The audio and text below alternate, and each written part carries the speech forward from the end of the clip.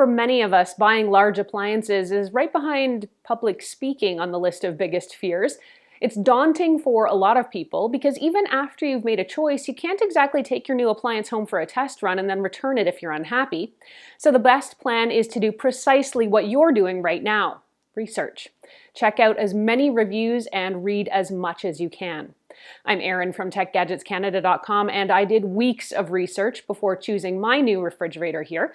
I opted for the LG LDNS 2222OS 30-inch bottom drawer refrigerator freezer.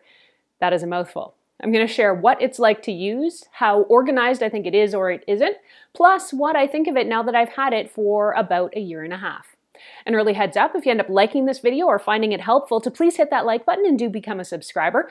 Both those things help me keep making more videos that I hope everyone out there gets to watch, enjoy, and learn from. Let's start on the outside. This fridge is streamlined in its stainless skin, and it blends right in with no big logos or weird lights. The freezer is in the bottom in a large pull-out drawer. Let's go inside, and we'll start with the fridge here. The LG LDNS 2222OS has 22 cubic feet of space with 2 adjustable shelves made of tempered glass with plastic frames that span across the entire unit. The top of the 2 fruit and vegetable drawers below form a third shelf that is fixed in place. Having just 2 shelves is a bit limiting, and you can see I've tried to adjust it as best I can with the taller shelves created on the bottom and the top and kind of a narrow one in the middle. Now that is actually one of the big downsides with this fridge. There is not a lot of places to store tall items like milk cartons, wine bottles, or tall condiments. I think I'm making the best use of space with this configuration, but it's really not ideal in my opinion. I'd love to have something like a flip-up shelf or a removable panel so I could convert some of this area in the middle to taller storage, but these shelves are all glass and have no special options whatsoever.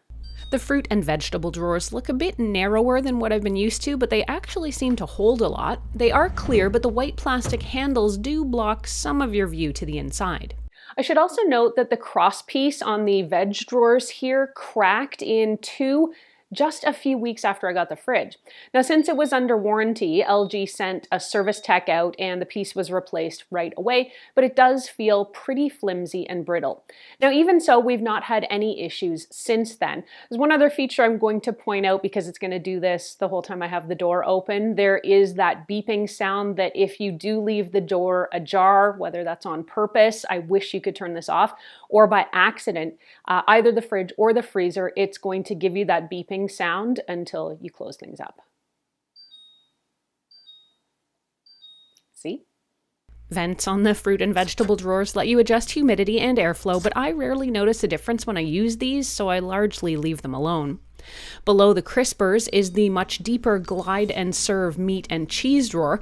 This is probably my favorite feature of this fridge. The drawer has a lid of sorts that lifts and lets you pull the drawer out so you can slip in wider, flatter things like cheese trays or pies. Day to day at my house, we use it for deli items and the occasional bottle of wine on its side.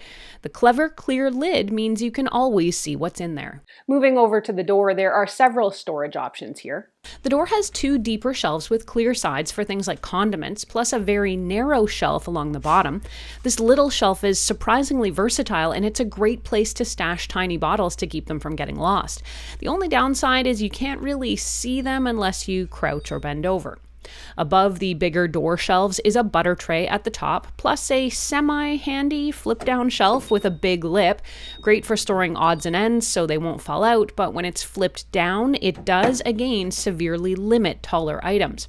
There is plenty of LED lighting inside this fridge, though it is limited to the top. It's nice and bright and a change from my old single bulb refrigerator. I'm a major devotee of a single door refrigerator. They are just so much easier to manage. You can use them one-handed and you don't need to put things down to pry open 2 doors to get things in and out.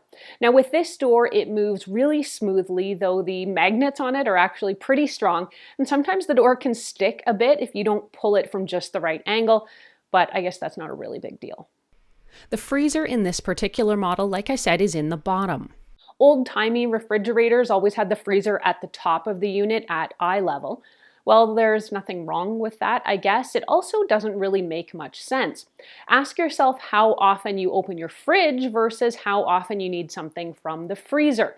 It just makes way more sense to have your most used items at eye level, and I love this configuration with the fridge on top and the freezer on the bottom. In the LG LDNS 2222OS, there is one big drawer, but divided up in a couple of ways. There's a shallower drawer on top and a bigger, deeper divided drawer below it. Now, the biggest downside to this freezer is that the top drawer doesn't slide out very far, meaning I'm constantly reaching back in for things. The top also has no compartmentalization whatsoever, so it was up to me to add in some containers to help keep things organized. In the bottom, the divider definitely helps keep it from becoming a lost pit of frozen foods, but because the drawer is so very deep, things do tend to get piled on top of one another. The LDNS 2220S contains LG's linear compressor, which is a fancy way of saying that the part that makes your food stay cold is basically spread out along the back of the fridge and has vents in many places around the inside to ensure that everything is evenly cooled. The motor for the linear compressor has a 10-year warranty, according to LG. Overall, I think this is the best fridge I could get for my budget and my available space.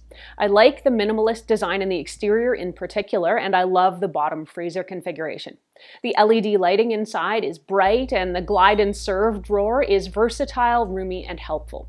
When it comes to what doesn't work well, this fridge is severely lacking space for taller items like milk, juice, and bottle storage. The dual glass shelves also really don't have a lot of reconfiguration options that make sense. The freezer top drawer is also kind of limited in its reach and accessibility, though it does hold a lot.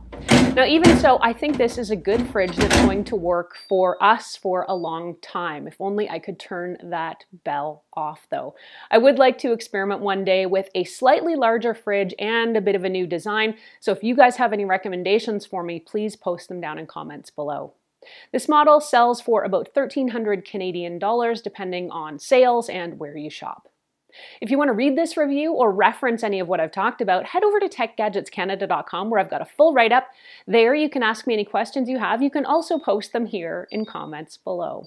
Thanks so much for watching. I'm Erin. Until the next time, you can find me on either Twitter or Instagram. I'm at ErinLYYC. You can also catch me on Facebook at facebook.com/techgadgetscanada. And it would be perfect if you just hit the bells right now as a way of saying goodbye. Never when you want them.